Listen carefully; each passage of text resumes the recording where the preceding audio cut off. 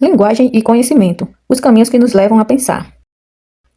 Interagir, trocar e partilhar. Essas são palavras frequentemente utilizadas na área de educação e exercem ação e influência recíproca. Elas nos direcionam a refletir sobre os caminhos que nos levam a adquirir conhecimento. Mas, como chegamos a isso? Ao conhecimento, você já parou para pensar sobre como a linguagem molda nosso pensamento e auxilia na construção de conhecimento? No vídeo de hoje vamos entender por que a linguagem é fundamental para o desenvolvimento humano, incluindo os aspectos psicológicos e científicos, segundo a teoria histórico-cultural. Vamos lá? Segundo os estudos de Vygotsky, para crescer e se construir, o ser humano precisa dos outros. Para o psicólogo e pensador russo, a cultura se integra ao homem pela atividade cerebral, pois, para entender o que o outro diz, não basta entender suas palavras, mas também seu pensamento e suas motivações. Essa afirmação ressalta como as interações sociais e culturais influenciam nosso desenvolvimento cognitivo e emocional. Sabendo que a construção de conhecimento é um processo dinâmico e multifacetado que envolve a aquisição, organização e interpretação de informações e experiências para formar um entendimento mais profundo sobre um assunto, é fundamental que se compreenda que esse desenvolvimento humano se dá em diversas áreas, tais como educação, pesquisa e na vida cotidiana. Aplicando este conhecimento ao processo educacional e de construção de conhecimento, em que há constante troca de experiências, quando falamos, também estamos organizando o nosso pensamento.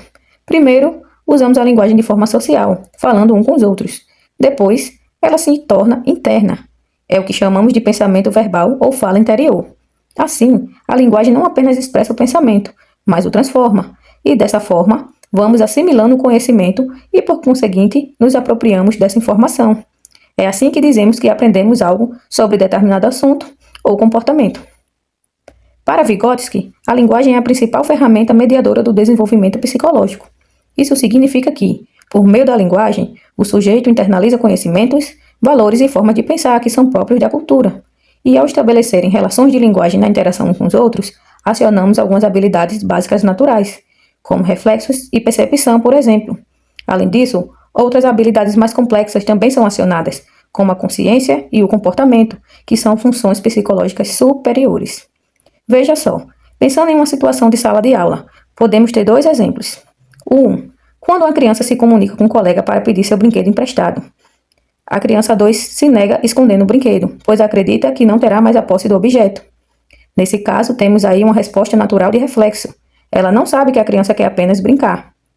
Porém, no segundo exemplo, utilizando a mesma situação, se o professor mediar esse conflito e explicar a importância de se partilhar os brinquedos, a criança pode mudar de atitude e decidir por emprestar o brinquedo, pois entende que é algo momentâneo que não deve se preocupar.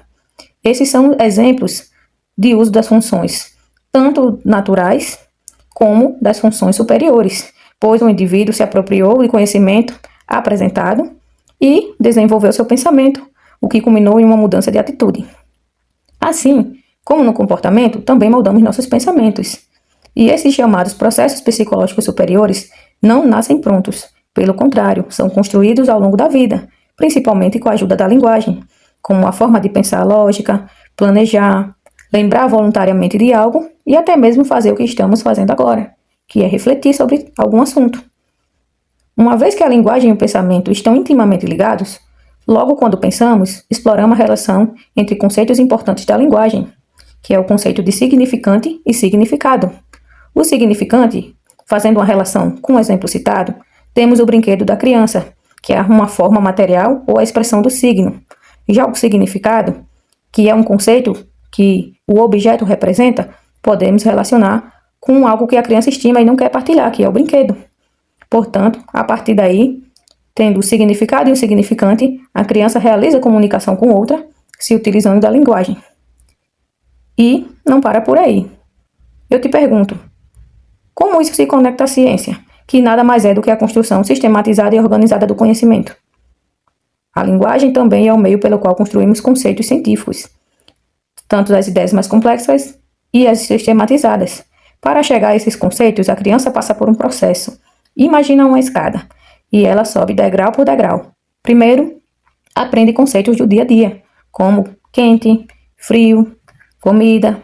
Depois, com a ajuda da linguagem formal, em contextos escolares, por exemplo, ela constrói os conceitos científicos, tais como temperatura, energia, digestão e assim por diante. Ainda de acordo com Vygotsky, É aí que está o caminho. A linguagem transforma o pensamento e permite o desenvolvimento de habilidades mentais complexas. E ninguém desenvolve essas habilidades sozinho. É na troca com o outro. Pais, colegas, professores. É assim que a criança vai aprendendo a usar a linguagem para pensar. Primeiras ideias acontecem no social, entre as pessoas, e só depois se internalizam. É por isso que ambientes ricos em diálogo, escuta e participação são tão importantes para o desenvolvimento psicológico. Por fim, pensar é quase como conversar consigo mesmo. Quando você resolve um problema, analisa uma situação ou planeja algo, por exemplo, você está usando a linguagem por dentro.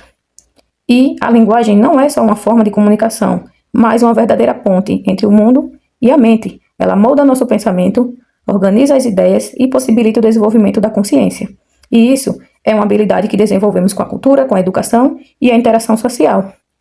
Vale lembrar que quando falamos de linguagem, não estamos falando apenas da linguagem verbal. Existem também a linguagem informal, a não verbal, a mista, visual, corporal e oral. Portanto, as formas de comunicação e aprendizagem são inúmeras, mas esse é um assunto para outro momento. Lembrando, ao valorizar a linguagem na educação e nas interações sociais, estamos promovendo o desenvolvimento pleno das capacidades humanas. E aí, você já tinha parado para pensar no poder da linguagem no seu dia a dia? Conta aqui nos comentários como a linguagem influencia o seu jeito de pensar. Até mais, obrigada!